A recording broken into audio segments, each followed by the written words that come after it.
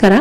पण काही माझ्या मैत्रिणींना या मार्गशीर्ष गुरुवारची पूजा करणे, उपवास करणे शक्य नाही, त्यांच्यासाठीच मी हा व्हिडिओ घेऊन आलेली आहे। आता तुम्हाला मी थोडक्यात सांगते की उपवास म्हणजे काय। तर उप म्हणजे जवळ आणि वास म्हणजे राहणे। अर्थातच उपवास म्हणजे देवाजवळ राहणे।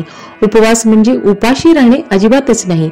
उपवासाचा अर्थ त्या निराकार परब्रह्म अदृश्य असलेल्या शक्ती आणि विचारांची उजळणी, सात्विक आहार घेऊन शरीराने आणि मनाने त्या ईश्वराजवळ राहणे म्हणजेच उपवास। मराठी वर्षातील 9वा महिना म्हणजेच मार्गशीर्ष।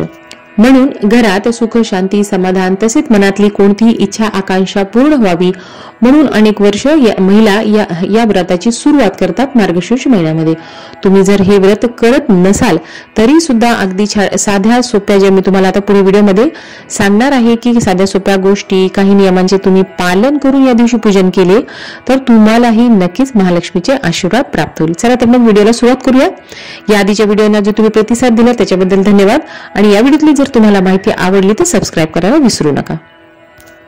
मनातील कोणतीही इच्छा पूर्ण व्हावी म्हणून किंवा घरात सुख, शांती, समाधान, ऐश्वर्य, धनधान्याची भरभराट राहावी म्हणून मार्गशीर्ष महिन्यामध्ये येणाऱ्या प्रत्येक गुरुवारी तुम्ही उपवास केला नाही आणि मांडणी करून पूजा करणं तुम्हाला शक्य नाही तर तुम्ही या पद्धतीने, आज मी तुम्हाला सांगते की प्रत्येक गुरुवारी तुम्हाला मार्गशीर्ष महिन्यामध्ये या प्रकारे या पद्धतीने तुम्हाला पूजा करायची आहे।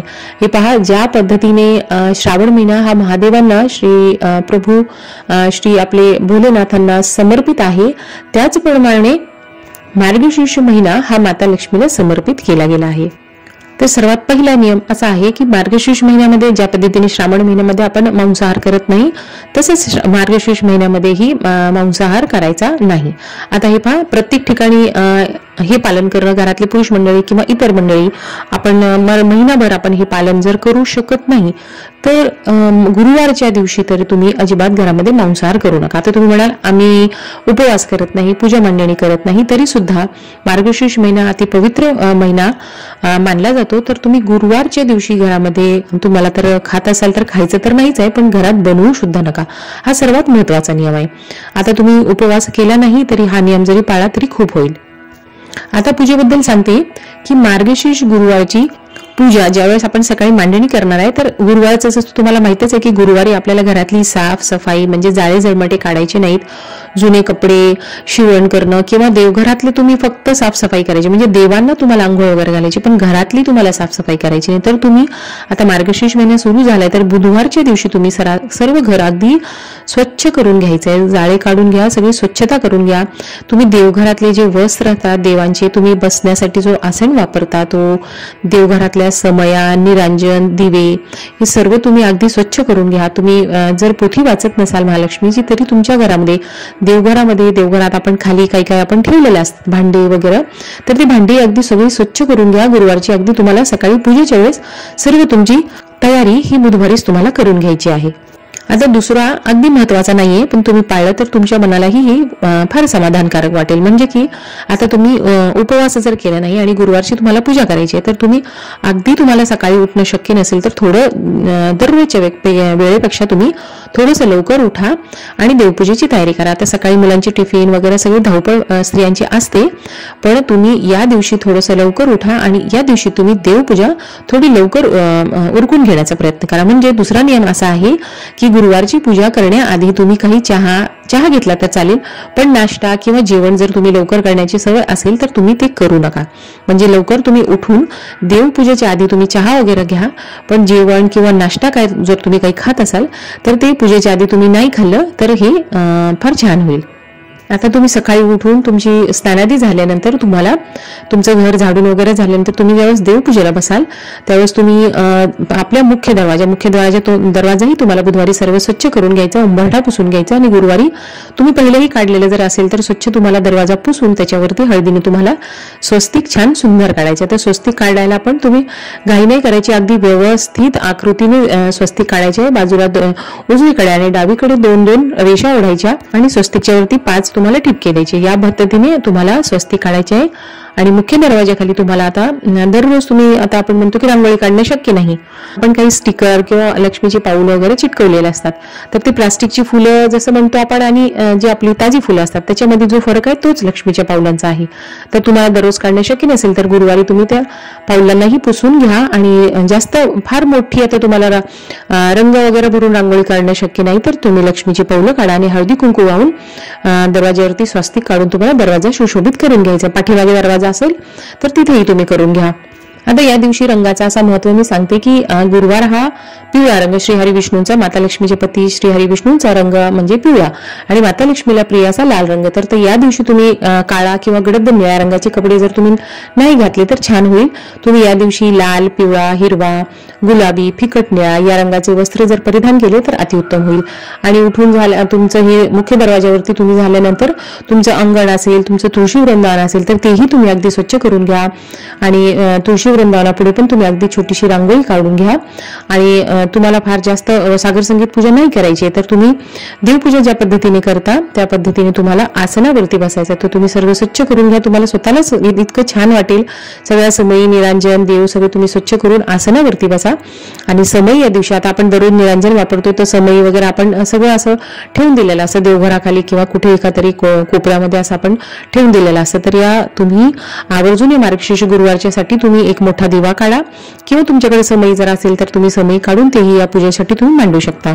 आणि सर्व आता जेवढे तुमच्याकडे देव आहे तर तुमच्याकडे माता लक्ष्मीची मूर्ती फोटो काय असेल तर ते तुम्ही छान काढून त्याला आता तुम्हाला मूर्ती असेल तर तुम्हाला पंचामृताने दुधाने तुम्हाला या दिवशी शक्य असेल तर तुम्ही नक्कीच अभिषेक घाला. आता पंचामृताचं महत्व तुम्हाला सांगते की पंचामृत म्हणजे काय तर 5 पवित्र गोष्टींनी बनविलेले अमृत.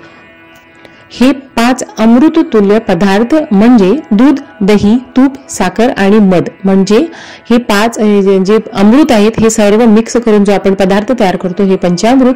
हे पेय देवतांना अतिप्रिय आहे. म्हणून या दिवशी तुम्हाला शक्य असेल तर अगदी तुम्हाला वाटीभर नाही बनवायचंय, 1-1 चमचा तुम्ही सर्व पदार्थ घ्या आणि या पदार्थातून तुम्हाला अगदी थोडंसं तुम्ही पहिले थोडं दूध घालू शकता किंवा पाण्याने घाला आणि हे थोडं तुम्ही सर्व देवांवरती घाला आणि असं थोडंसं स्वच्छ जसं आपण अंघोळ घालतो तसं चोळून देवांना पंचामृत घ्या आणि मग परत स्वच्छ पाण्याने तुम्ही पंचामृताने तुम्हाला देवांना स्नान घालून घ्यायचंय. आणि सर्व देव छान पुसून घ्या. तुम्ही जिथे तुमची मांडणी तिथे देवांची मांडणी करा. देवघरापुढे तुम्ही शक्य असेल तर छोटीशी रांगोळी काढा. आता कलशाबद्दल सांगते.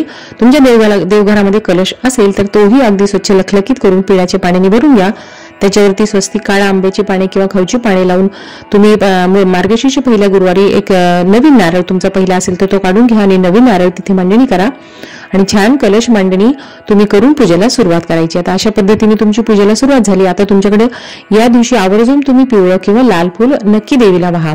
आता तुम्ही तुमच्या घरामध्ये फुलं असेल तर ठीक, नाही तर तुम्ही बाजारातून या दिवशीसाठी तुम्ही 10 रुपयाची जरी फुलं आणली तर तुम्हाला देवघरात तुम्हाला वाहण्यासाठी पुरे होतील. तर या दिवशी तुम्ही फुले वाहून आता छान तुम्ही आसनावरती बसून देव मांडणी करून घेतली आहे. त्याच्यानंतर फुले वाहा आणि आता माता लक्ष्मीला तुपाचा दिवा प्रिय आहे तर तुमच्याकडे जर तूप असेल तर आवर्जून या दिवशी आरतीसाठी तरी तुम्ही तुपाचं निरांजन नक्की लावा. नसेल तर काही हरकत नाही, तुम्ही तेलाचा दिवा लावू शकता. असेल तर थोडा मोठा दिवा घ्या किंवा मग छोटा असेल तर थोडं जास्त भरा, म्हणजे थोडा जास्त वेळ या दिवशी तुमची पूजा होईपर्यंत तुम्ही थोडंसं. आता या दिवशी पूजन झाल्यानंतर तुम्हाला माता लक्ष्मीची आरती करायची आहे, गणपती बाप्पाची, मग माता लक्ष्मीची, त्यानंतर माता लक्ष्मीची महालक्ष्मीची जी आरती आहे ती तुम्हाला म्हणायची आहे.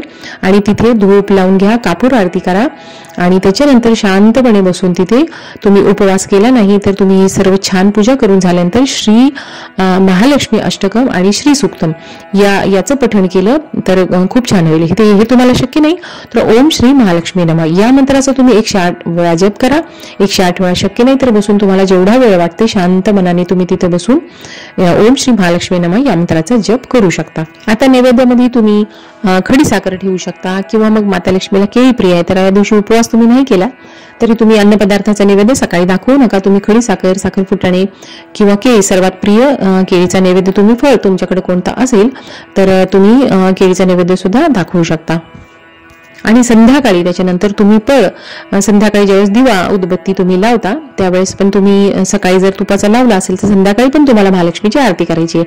उपवास केला नाही म्हणजे असं नाही की तुम्ही नाही। मार्गशीर्ष गुरुवार हा पवित्र महिना आहे, गुरुवार हा आपल्या सर्वांसाठीच आहे। मी तुम्हाला पहिलेच सांगितलं माझ्या व्हिडिओच्या सुरुवातीला की उपवास म्हणजे काय, आणि मनोभावे तुम्ही देवीची सेवा केली तर संध्याकाळी सुद्धा तुम्ही या दिवशी उपवास, तुम्ही दुपारी समजा जेवण केले तर संध्याकाळी सुद्धा तुम्ही ज्यावेळेस प्रदोष काळी तुम्ही दिवा लावता त्यावेळेस सुद्धा तुम्ही महालक्ष्मीची आरती करा।